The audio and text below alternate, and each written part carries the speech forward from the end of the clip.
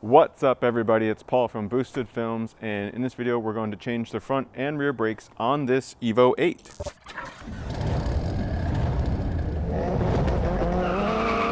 So let me start off by saying if your brakes sound like this,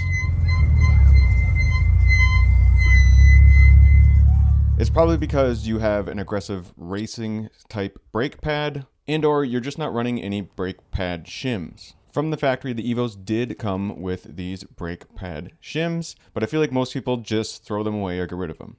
So if your pads are noisy, this can be worth trying. But again, if you're running a full race brake pad, they're probably going to be noisy no matter what. However, I will say that I ran these Hawk HP Plus pads without the shims, and that's the video you just saw that was very noisy. And I added the shims and they did help quiet it down a bit for most driving. So right up front, of course, I wanted to give you some OEM part numbers you might find useful. Hopefully you won't need to buy almost any of this other than, again, probably the shims. The shims you probably don't have on your current EVO. However, the retainer clips and the guide pins, you can probably reuse the ones you have. However, if for some reason you're just rebuilding a car and you don't have these are the OEM part numbers. I'm also throwing up a couple of screenshots from the owner's manual, just showing you how you can kind of check the thickness and what the tolerances are for your brake rotors and stuff like that. And also torque specs right up front, because maybe that's all you really wanted to see, was try to find some torque specs. Here's a general list of some tools needed. It may not be every little thing, but I just wanted to also give you a little bit idea of the tools you would need. And then the parts needed, of course, is going to be up to you. You may not need to change your brake rotors. Maybe you're just changing your brake pads. Ideally, in this video, what I'm going to be doing is changing brake rotors, brake pads, brake shims, and we're going to need some brake grease as well. So this video is not a discussion about what brake pads or rotors you should run. This is a video of how you could change them. So maybe that'll be for another video, but otherwise, hopefully you already have your brake pads, brake rotors and stuff. And this video is just going to show how I installed my brake pads and my brake rotors.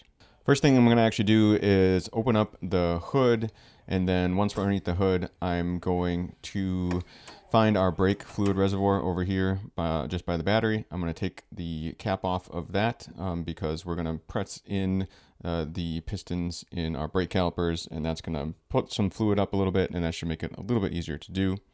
I'm going to chalk my rear wheel. Whatever you need to do to keep your car from rolling, of course. Maybe you're using a hoist, makes it even easier, and just lift it straight up. You can break your lug nuts free while the car is still on the ground. Just don't fully remove them, of course.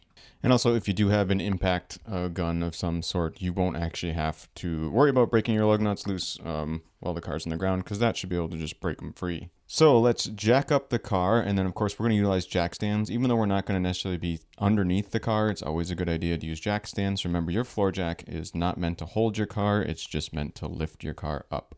So we're going to place our jack stands on both sides of the car. Also, you could put your wheels, once you have your wheels off, if you jacked your car up high enough, you could throw them underneath the car as well, just as an extra precaution in case your car did fall, then it has something else to fall on other than you. So we are starting on the front of the car. So of course I'm going to do the front brakes first. I'm only going to show you one side, of course, because it is the same from each side. So we're going to remove our 5 lug nuts. So first thing I'm going to do is just going to give it a once over and take a look at our old setup here. And you can see my brake rotors are drilled and slotted, and drilled rotors like this usually end up getting cracks. That's kind of what they do. So a lot of times the drilled rotors kind of look cool, but I don't think they're actually worth it for when they can crack, but that's a whole nother debate. Here's a tattletale, as we like to call it, on this brake pad here. The brake pads I have in actually have plenty of life left on them, but we're going to go ahead and change them out anyway because these are just some street pads. But here we go. We need our 1/8 inch punch. These are what I can consider a race brake setup, where you could just change your brake pads without removing your calipers. A lot of cars aren't set up that way, but the EVO is. So what's nice is you can just take this punch, you punch out this guide pin, and then pull it out. And then this retainer clip should come out as well. Pretty much once you've gotten just one of those guide pins out, you should be able to actually get that retainer clip out. You could just take out both the guide pins right away too. Doesn't really matter either way. But of course, now we're going to remove that second guide pin by pounding that one out. And once that guide pin is out of the way, you can actually start removing your brake pads. And mine were came out really easily. And of course, after I did both sides, I realized mine might be easier than yours. This could be a trickier part, actually getting your pads loose. You should be able to get to them a little bit from the backside or the inner part of the wheel hub, if you will, to pull them out that way. You may just need to do something to free them up a little bit, even getting a little pry bar in there just to pry them a little bit, to kind of create that space where the pistons on the calipers get pushed in a little bit, because that's usually part of the issue, is that the pistons are still holding them a little bit tight to the rotor. So this again is a marker. This little piece of metal here, this metal tab, is once your brake pads get so low, that metal tab would start rubbing against your rotor, and that would make a noise you don't like to hear. And that's usually just to tell people, hey, your brake pads are getting low, you should swap them out. So just so you know what that is. So now there are these two bolts that hold the caliper on. Of course, these are 19 millimeter, it looks like. So we're going to go ahead and loosen up these two bolts holding our caliper to the hub assembly.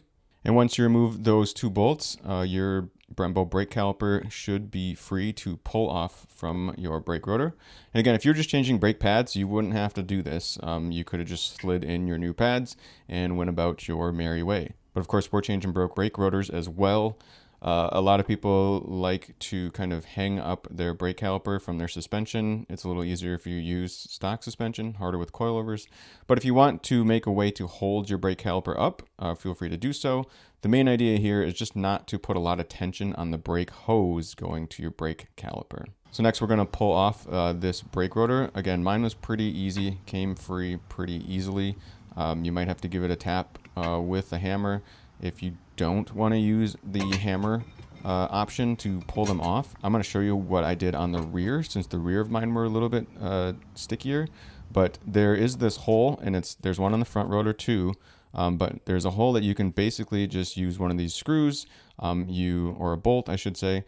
You can bolt it or screw it in, and basically when you tighten it up, it's going to apply pressure, and then it's going to make your rotor pop off or kind of come free. So here you can see as I tighten up this bolt, it's going to walk my rotor back. You may need to put one on each side depending how tight it is. You might have to put one on each side and then walk it off evenly, but mine weren't that stuck, so all I had to do was put a little bit to move this one free. Again, that was a rear brake rotor. You probably shouldn't have that issue on the front, but unless maybe you're working on a car that hasn't been worked on in a long time, that tip might be useful for you. So now we're back at the front looking inside our Brembo calipers and just inspecting these pistons inside the calipers here, and kind of looking at the boots around them. There are brake caliper dust boots and stuff. You want to make sure they're not ripped or torn. Now is a great time to just inspect and make sure everything looks good. So I'm going to show you, of course, what you need to do to make room for the new thicker pads is you're going to have to press in each of these pistons in the caliper. And as you can see there, just for example's sake, I press one in and the other one pops out. So I utilize the old brake pad here, and then I can kind of squeeze it or press it, and that will kind of do two of those pistons at once.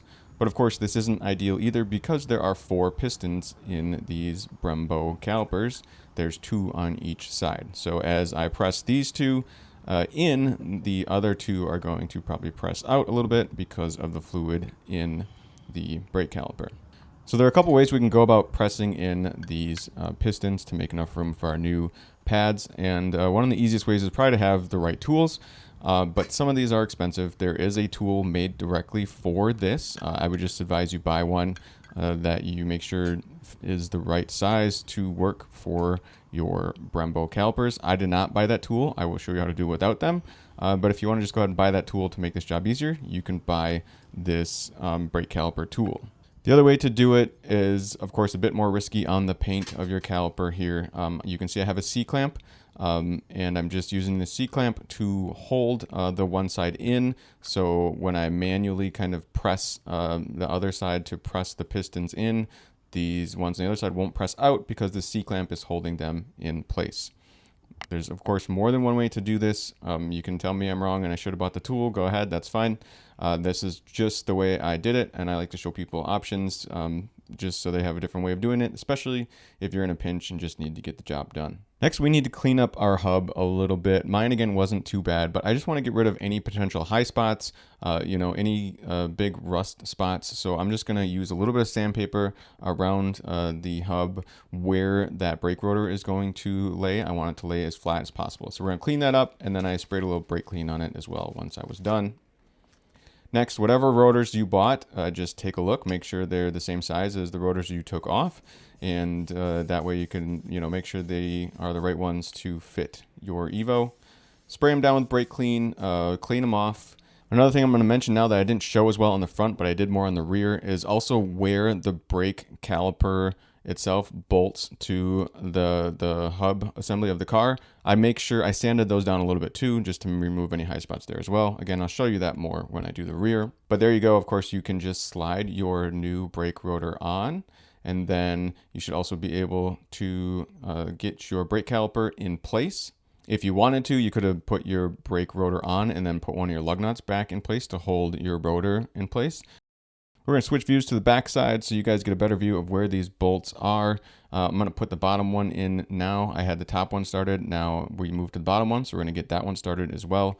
Always get these bolts started before you tighten them up. You don't want to tighten up one before getting the other one started. That'll just give you some issues. So we can go ahead and tighten those up, and you could torque those right away as well if you wanted to. You should be fine doing that now if you'd like. So now we're going to move on to the brake pads. Again, I did get the Hawk HP Plus pads.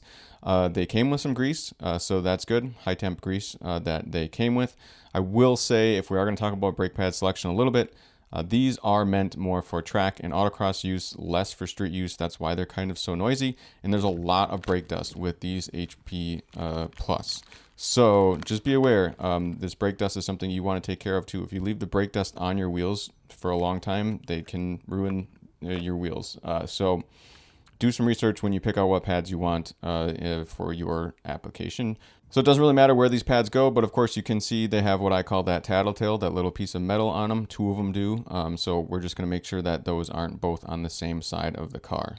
So I'll put part numbers up on the screen again, just so you can get a better feel for exactly what these items are. And of course, hopefully you won't have to buy these. They are kind of expensive if you did need to buy them all brand new. But what I like to do with these is just kind of sand them down a little bit, get any high spots off of them, and spray them with a little brake clean, and then just clean them up. And here you can see the difference between the guide pins after I just did some light sanding.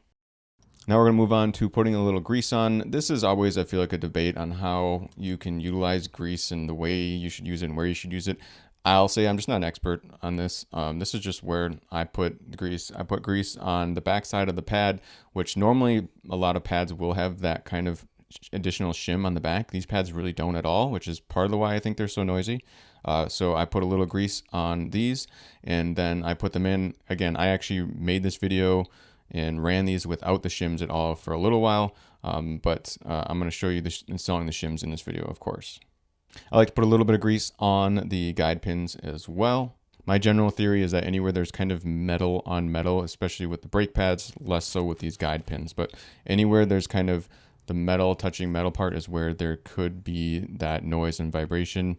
These brake pad shims do have a specific way they need to be installed. You can see they have these arrows on them. Those arrows need to be pointed towards the front of the car, for lack of a better word. When the wheel is spinning, when you're driving forward, that arrow should be pointing the same way that your rotors and your tires are spinning. And if you bought these brand new OEM Brembo shims, they came with a big, huge paper document that you can look at to double check install notes as well.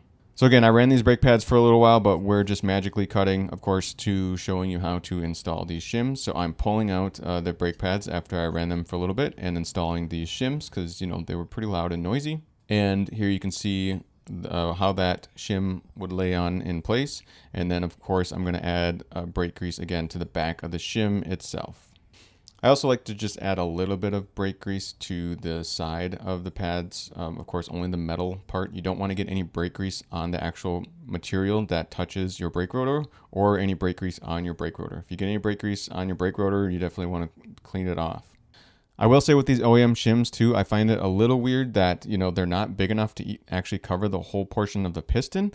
Of course, they're designed this way. I don't really know why. If this bothered you, they do make other aftermarket shims you could buy that would cover the whole back part of the pad. But you can see, after I ran these pads for a little bit, you can see where, you know, it wouldn't necessarily press evenly, I guess. But I don't know. I'm not an expert on the shims. So here you can see I changed up the view so you can see that arrow pointing down in this case, and you can see me sliding this in with the shim. I'm going to do the same thing with that innermost pad. Again, note that one of these pads will have that little tattletale, as I like to call it, and the other one won't. Of course, same thing with this brake pad. Then we put the shim on and slid it in. And now we can go ahead and put our top guide pin in place, top or bottom. It really doesn't matter which one you do first. I'm just going to tap it in a little bit to hold it in place. Next, this other retainer clip, if you will. I've also heard to it phrased to as an anti-squeal thing as well. So we're going to put that in place, and then you could just put a little pressure on it, and then your bottom pin should slide in pretty easily as well. So you slide that bottom guide pin in. And then we're going to utilize a hammer and our punch to punch this back in. There's probably better ways of doing this too. You could also use an Allen wrench kind of if you needed to, if you're in a pinch and don't have this punch tool that's the right size. If you just tap these in with like a hammer and didn't use anything that was small enough to tap them in past being flush, you didn't tap them in far enough. So you're going to want to make sure you tap them in all the way. Here's a close-up shot after I had everything installed. So now again, just stressing the importance of making sure you have those guide pins pounded in all the way. Here you can see they're flush. This is not all the way. This is the inside of the car, you know, where you would be tapping on them. And you can see that the guide pins are pretty much flush. That's as far as I could go without using some other small piece to tap them in. And now I will cut to a shot where you can see they're actually, you know, tapped in a little bit further than that. They're tapped in beyond flush. So you want to make sure you tap them in far enough. Honestly, you can hear it. When you're tapping, you can hear it kind of change the sound. And it'll sound a little bit different once they bottom out, for lack of a better word. So you may have done this already, but go ahead and then torque those bolts holding your brake caliper in place. So I'm just going to straighten up my wheel. I turned it a little bit just to make it easier to work on. And now I should be able to remove that lug nut I had just holding it in place as well. And now it's just worth saying that, you know, you just kind of push those pistons in, which means that your brake rotor is going to hang a little bit loose. And that means the first time you step on the brakes, they're going to press down a bit farther because you're going to be pressing those pistons back out and kind of filling up that clearance that you made when you press those pistons to make room for the pads. I don't feel like I'm exactly saying that right, but the moral of the story is the first time you press on your brake pedal after changing your brake pads, it's probably going to go down to the floor a bit further. And but then the second time after you let up on the pedal and press down again, it should feel more normal. You should be able to do this honestly before you even drive the car out of your driveway. And because I like to go into details on things, I'm going to cover the details about these lug nuts actually when you're installing your wheel and how people can kind of screw this up sometimes, honestly, because it is a bit of a not normal design when it comes to the lug nuts. The stock lug nuts on the EVO are what is called like a mag sheet or a flat style lug nut, if you will, whereas most cars have a lot of the acorn/tapered seat lug nuts. And with the tapered style lug nuts, usually the wheel can kind of self-center itself a bit more, but with the OEM lug nuts on the EVO, they don't really do that. So here's a way that you can kind of make sure you didn't screw up your wheel and bolt it on incorrectly. So of course we're going to hang our wheel in place, and we're going to get one or two of our lug nuts started. And of course you actually need to kind of lift up the wheel. As you can see here, is if you didn't lift the wheel up and it didn't self-center itself enough, you would be tightening it up and it wouldn't ever actually go in all the way because you can see the larger gap on the bottom than the top. So what I'm going to do is lift my wheel up just a little bit and then use my impact to tighten it up and then make sure it's a bit centered. And what you can do is once you have two of these lug nuts in place, take a look. Now you can see that these are perfectly centered. If they were not perfectly centered with that gap around the stud, you'd know something is wrong. Again, probably an overkill for most of you guys doing this yourself. You know this, but It can happen to anybody. Just, make sure you have these lined up. I always like to torque my wheels with a torque wrench, of course, but I didn't show that here. I think I ran out of time in daylight when I was filming this. But of course, you're going to have to torque your wheels. You're going to have to set your car back down. If you only did your front brakes, you're also going to have to put that brake fluid reservoir cap back on, check your brake fluid, all that stuff. But now we're going to move on. Of course, you can see it's a different day that I was working on this. It was a little bit wet. Similar to the front, you're going to want to, of course, jack up your car, put some jack stands underneath your car as well. Find the proper points to set your car down. Always be smart and be safe when your car is up in the air. Now we're going to remove our lug nuts and take off our wheel. But then, keep something from keeping your car from rolling as you release your e-brake. Obviously, your wheels should have been chalked before you raised your car up in the air. We're going to release our parking brake, our handbrake in this case. That's going to help us get these rear rotors off when we get to that point. Now, just like the fronts, this is a similar design with the brakes in the rear, except these are a bit smaller. They're only 2 piston calipers instead of 4 piston calipers. But the process is the same. They're still what I'd consider race brakes. So you should be able to go ahead and pound out those guide pins. And once you pull the guide pin out, you can pull out that other shim. Again, these kind of end up getting a bit rusty over time and get marred up a little bit. So sometimes they won't come out the easiest, but you should be able to tap out those guide pins. And after that, you can pull out your old brake pads. Hopefully they pull out as easily as mine. Otherwise, you might have to kind of pry on them a little bit with a screwdriver or something, kind of use those holes that the guide pins went through to get a little leverage. Or if they're the outside, the outermost pad, again, you might be able to get at them from the bottom side, if you will. Again, these pads were just fine. I could have left them on. Part of me wishes I still had them on sometimes when my brakes get really noisy and squeaky. So just like the front calipers, there are 2 bolts holding the rear calipers in place as well. So we're going to loosen up those 2 bolts. They may be pretty tight. You may need to get some leverage on there, of course, to get them free. And you probably also want to note that I'm using a shorter socket to get into a little tighter area here, whereas the front, I think I was using a longer socket. This one time I have the shorter one. But of course, go ahead and remove those 2 bolts. And then after that, your brake caliper itself should be able to lift out of place. Once again, you can wire it up out of the way if you'd like. Just try to make sure you don't put any extra stress on that brake hose that is on your brake caliper. You don't want the whole weight of the brake caliper hanging from that hose. Again, give it a little inspection, take a look at your old stuff, and maybe you're determining whether or not you need to change them out. Maybe you just want to change your pads and not your rotors. You could do that as well. I showed this in the beginning with the front rotors, but here you go again with the rear. This time I did need to utilize this bolt to get the old brake rotor off. There is a hole on either side, like I mentioned, so if it's really stuck, I'd use 2 bolts instead of just 1. Honestly, any bolt thread that kind of goes in there is fine. If you have a junk bolt laying around you don't care about, it doesn't matter if the threads kind of cross thread at all. You just, the main idea here is to put some pressure there to pull it off. And just in case you're having a lot of issues getting it off, this shoe adjuster here, this could adjust your brake shoes, and you should be able to get access to that, I think, there's a hole in the brake rotor for the rears. But if you're really having issues getting these brake rotors off and it feels like it's very stuck, of course, make sure your e-brake is off. But then you may have to adjust these shoes a bit to make sure they're not binding up on the inner part of your rear brake calipers. Speaking of the brake shoes, here's how, what they look like, just giving you a shot of how they should look in case yours seem like really messed up for some reason. And I'm also going to, again, just refer to our owner's manual and give you some shots of what this stuff should look like. And also, if you're not sure if your brake shoes should be replaced or not, you should look. This is kind of where you can see how thick they are. And here on the screen is what they say the general thickness should be. Similar to the front, here are the rear numbers. It looks like these, of course, are different sizes, so they're going to be different part numbers. But we got our guide pins, our retainer clips, and if you wanted to buy the pad shims as well, there's the part number for that.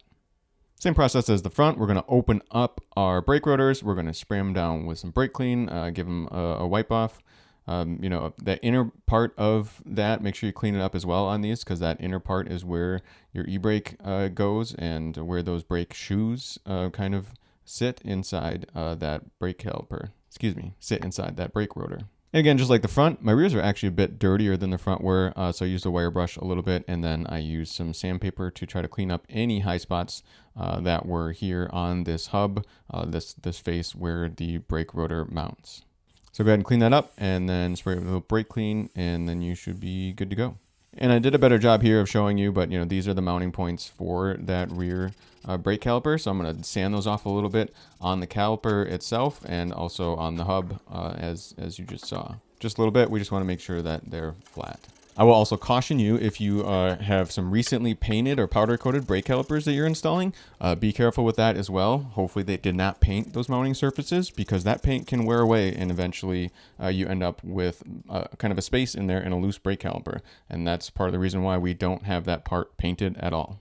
I like to clean things up a little bit, so generally I'm just going to clean my brake caliper up too while I'm in here. But then we're going to go ahead and put our new brake rotor in place. If you want to, again, you could utilize a lug nut to hold it on so it doesn't kind of wobble around as much. And set your brake caliper on, and then I'm going to switch views again and give you a better shot so you can see from the rear how I got this one bolt started. And then after I got the bottom bolt started, I moved to the top bolt, and then I got them both tightened up a bit. But again, don't fully tighten one until you've at least started the other. I like to kind of walk them back and forth a little bit, honestly, either way. And then again, feel free to go ahead and torque them up to the proper torque specs. If you want to do that right now, you should be able to, or you can wait until after you've installed your actual brake pads. So the rear should be a little bit easier to work with. I'm going to show you a trick I did here. Again, if you don't have that tool to kind of press the pistons into the calipers a bit, I just you could use your old brake rotor too. Of course, you could have did this, once you were moving it a little bit, but I'm using the old pads for sure. Just putting a little pressure here with this pry bar, and it's just pressing in, that piston, making enough room for our newer, thicker pads. So then I'm going to pull out those old brake pads, and here are new Hawk, again, HP Plus pads we're putting in. And again, of course, the good old shims to try to make these a little bit quieter.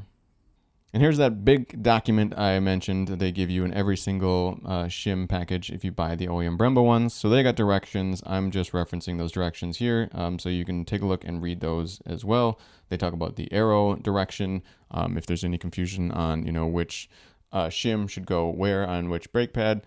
Again, you're going to want the arrows pointing towards the way the wheel spins, basically. So once again, applying a little bit of high temp grease, I'm putting it where the brake pads kind of slide in. Again, make sure just try not to get that brake pad grease on the brake rotor itself or on the actual part of the brake pad that makes contact with the brake rotor.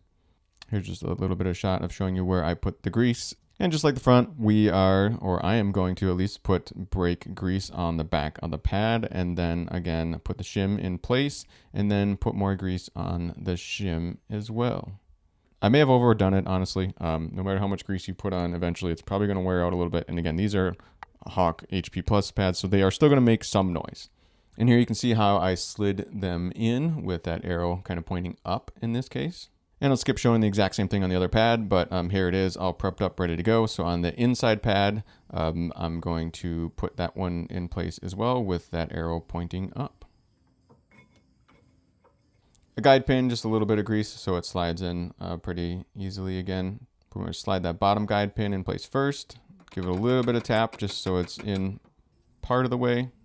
Next, again, this retainer clip. So we should be able to put that in place, and then again, just a little pressure. This is bendable, flexible. We're going to press it down, and then we should be able to put that top guide pin in place as well. Same thing here. Give it a little tap. Tap it till it's close to flush, depending on how worried you are about the paint on your brake calipers. And we're going to use the punch.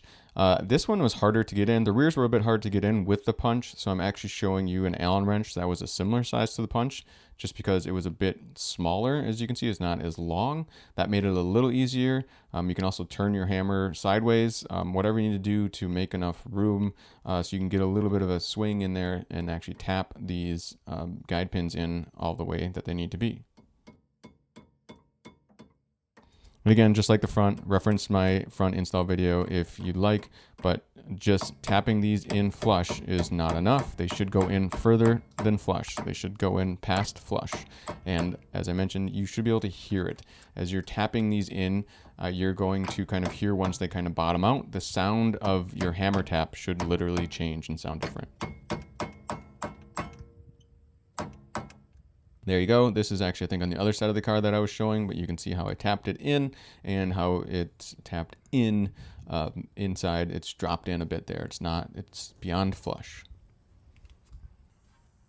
So now again, as we mentioned about the brake pedal earlier, look how loose this brake rotor is. Oh no, it's just fine. So the brake rotor is going to be loose until you press on the brake pedal again to have these pistons compress. So that's what I'm doing now. I'm gonna get in the car. You're gonna see me step on the brake pedal and you're gonna see how it compressed that brake rotor. Now, should you have done that? Maybe not. You probably want to actually have your wheels on and torqued before you do that in this case, but I wanted to show you guys exactly what that looked like. And if you're getting uneven wear sometimes too with your brake rotors, I've at least heard that it could be because, you know, when you torque your wheel on, you want it torqued properly. So if you're not torquing it quite right, or again, if you screwed up putting your wheel on and it's kind of like crooked or weird, that could affect your braking because your brake rotor itself isn't fully like true to be straight within your brake caliper, I guess. So I'm just saying I'm a believer in torquing my lug nuts, not just saying, oh, this is tight enough. So I would always torque my lug nuts anytime you change your wheels. But you guys know the drill after this. I didn't show you every little thing on it, but of course, tighten up your wheels. Remove the jack stands before you lower your car down, all that stuff, and then check your fluids. Make sure you're not low on any fluid. Maybe you were changing out your fluid as well, and then you'd have to bleed your system. That's a whole separate thing. The good news about doing just your brake pads like this is you shouldn't have had to touch any brake fluid, ideally, if everything was in good working order beforehand. But either way, it's a good time to check your brake fluid, make sure it's topped off. And then put your brake fluid reservoir cap back on, close your hood, and you should be pretty much good to go. There is a process, of course, called bedding in your brakes, which is important. More important for race brake pads, I would say, than anything else. But generally speaking, what you're doing by bedding in your brake pads is you're trying to get some of the material from the brake pads onto the new rotors. And then it just is kind of a bed, as they say. It's where the two materials meet, and it's just kind of a way to get them to work properly, I guess. I feel like I'm not saying that as good, but if you want to search other videos for bedding in your brakes, feel free to go ahead and do that. I'm going to include the directions on screen here for how to do it with these pads I installed. So this is from Hawk Performance. I recommend you kind of look for the bed-in procedure for whatever brake pads you're running. So there you go. That's pretty much everything I want to cover in this video. If you are looking for a video on actually like restoring your Brembos because they look like garbage, I am actually working on a video currently right now as I record this voiceover. So I don't know when it's going to come out. But hopefully once you check my channel soon enough, I will have a video on how to actually rebuild your Brembos as far as replacing the dust boot seals around the pistons and then just tearing them apart far enough that you could get them painted or get them powder coated. So stay tuned for that. But of course, I'm just a guy on YouTube that likes to document what he does, so there's always a chance that I did something wrong or process has changed over the years. Maybe you're watching this 10 years after I made it, and of course things are done a little bit differently now. Who knows? So as always, consult a professional if you need to. Look in the comment section for any potential updates. If you think there's a better way I could have done something, please leave that in the comment section as well. Perform anything in this video at your own risk. Of course, dealing with your brakes is serious business. Be careful. If when in doubt, just take it to a professional. But as always, this is Paul from Boosted Film saying thanks so much for watching. I just want to say that domestic violence is never okay. If you or someone you know is experiencing issues with a partner and doesn't feel safe, please visit the website thehotline.org or call 1-800-799-SAFE.